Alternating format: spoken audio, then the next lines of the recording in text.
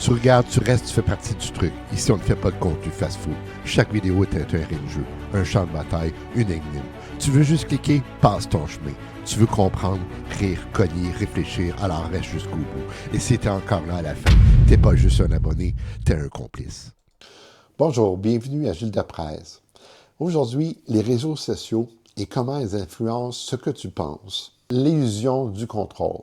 On a l'impression de contrôler ce qu'on regarde. On scroll, on choisit, on swipe, mais en réalité, ce qu'on nous propose n'est jamais neutre. C'est le résultat d'un calcul, c'est-à-dire un algorithme qui essaie de deviner ce qui va nous retenir le plus longtemps possible. Tu vois pas le monde, tu vois une version du monde optimisée pour ton attention. Et ça a des conséquences. Comment l'algorithme te lit?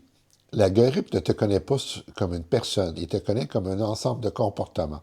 Combien de temps tu restes sur une vidéo, sur quoi tu reviens, ce que tu likes, ce que tu ignores, ce que tu partages. À partir de ça, il construit une sorte de profil dynamique.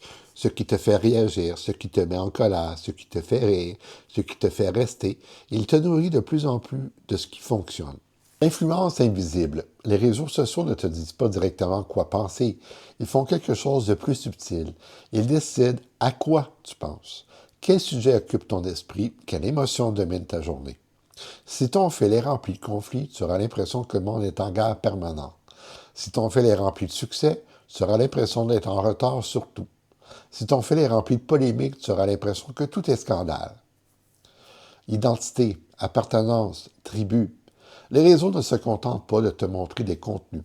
Ils te montrent des groupes, des communautés, des nous et des eux. Petit à petit, tu te reconnais dans certains codes, certains langages, certains mémés. Tu te dis, ça, c'est mon monde.